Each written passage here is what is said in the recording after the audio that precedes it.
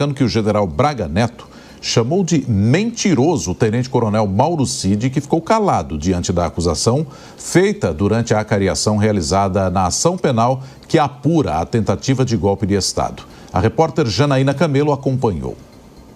Réus do núcleo crucial de uma suposta tentativa de golpe participaram no STF nesta terça-feira de audiências de acariação. A primeira delas aconteceu entre Mauro Cid, delator na investigação, e Walter Braga Neto. Mauro Cid afirma que recebeu dinheiro do general para supostamente financiar um plano que previa assassinar autoridades e impedir a posse de Lula. Braga Neto acusa o ex-ajudante de ordem de Bolsonaro de estar mentindo. O valor teria sido entregue em uma sacola de vinho, dias após uma reunião na casa de Braga Neto entre ele e 2 militares das Forças Especiais envolvidos no suposto plano. Na acariação, presidida a portas fechadas por Alexandre de Moraes, ambos os réus mantiveram as suas versões.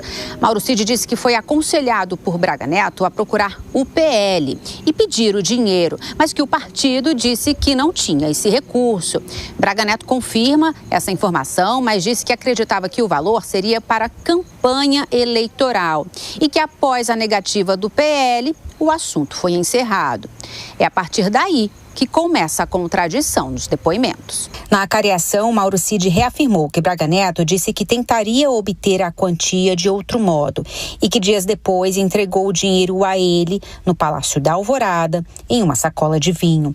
Cid foi perguntado pelo advogado de Braga Neto por que não se referiu à entrega do dinheiro em depoimento à Polícia Federal inicialmente e que Cid respondeu que não disse nada porque estava em choque em virtude da prisão de companheiros dele.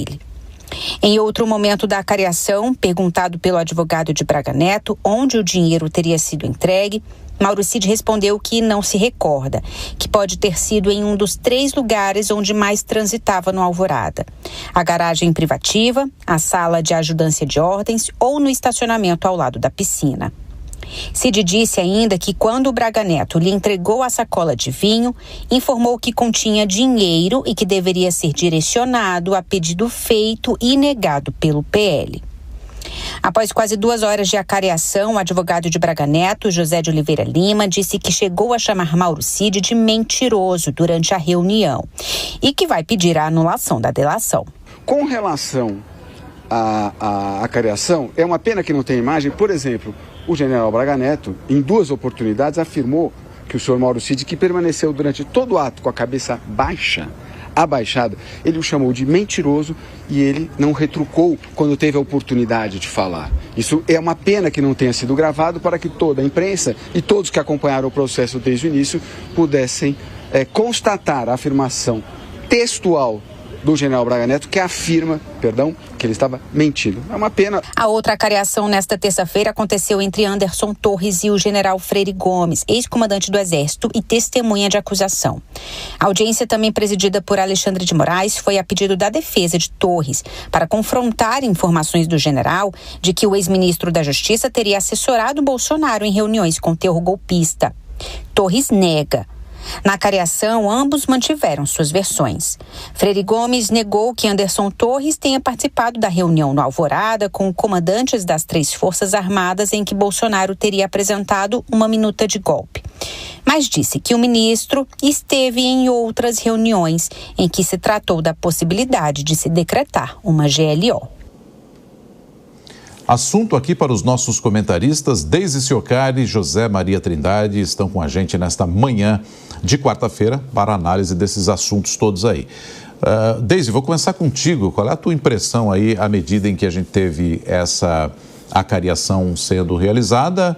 E aí alguém deve estar pensando, poxa vida, mas se teve realmente uma garrafa ou uma sacola de vinho com dinheiro, quem está sendo acusado, claro, não vai admitir, que é o caso do general Braga Neto. E aí a sua defesa também dizendo que o Mauro Cid foi chamado de mentiroso e ficou quieto.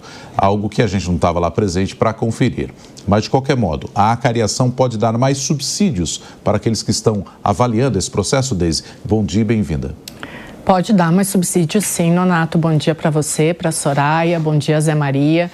Mas, por enquanto, o que a gente tem visto aqui é mais uma batalha de narrativas. Por que eu digo isso? Porque faltam as provas, né? O que a gente tem visto até agora é um Mauro Cid tentando provar que houve um financiamento de golpe por parte do Braga Neto, o Braga Neto tentando desestabilizar e tirar a credibilidade do Mauro Cid. Então a gente tem, por enquanto, ainda uma análise muito mais, ou um julgamento muito mais político e jurídico do que criminal, porque a gente ainda não tem as provas. Então, o que ficou claro até agora, né? Tem duas grandes discrepâncias no meio dessa história toda, pelo que a gente tem visto, né?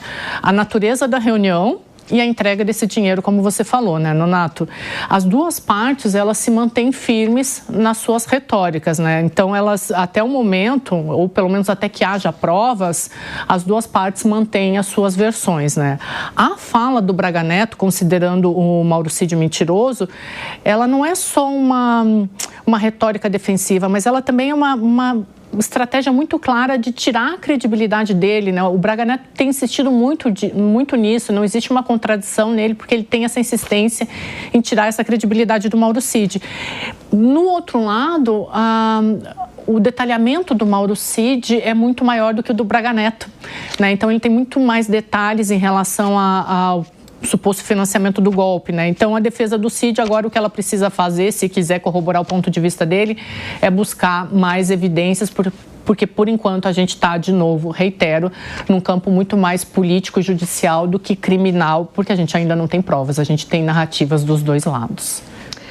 Zé, bom dia para você também, para a Deise. Quero ouvir a sua análise em relação a essas acariações, né, no dia de ontem. E te fazer também mais uma pergunta. Se você vê alguma real possibilidade da delação de Mauro Cid ser cancelada, né, ser anulada de forma completa, e se isso acontecer, quais seriam as repercussões para todo o processo? É mais fácil cancelar os benefícios do Cid do que a delação, viu? Muito bom dia, Soraya. Bom dia, Nonato. Bom dia, Deise. Bom dia a você que nos acompanha aqui no Jornal da Manhã. Olha, essa é uma fase muito importante desse processo. É o primeiro grupo, né, desse chamado aí movimento golpista. Pois é a fase de apresentação de documentos, perícias e, neste caso, as defesas pediram uma acareação para demonstrar inconsistência e até uma possibilidade de anular partes da delação do Cid. E ali, a tentativa de convencer o juiz, no caso, o relator, né, que presidiu a sessão, o ministro Alexandre de Moraes. A delação premiada, ela é apenas o caminho para se fazer um processo. Através da delação, é preciso descobrir provas, evidências, né, durante todo o caminho. Nós não podemos nos esquecer que todo este inquérito e agora processo, que colocou no banco dos réus a cúpula do governo passado, começou com a história do cartão de vacinação e depois as joias que acabou na delação do Cid. Então, o centro deste processo é a delação do ex-ajudante de ordens, o tenente-coronel Cid, Mauro Cid. Pois bem, o Supremo tem definido em várias jurisprudências recentes de que só a delação não adianta, não é prova, mas é o caminho para se conseguir provas. O que há nesse momento é uma desconfiança sobre o Mauro Cid.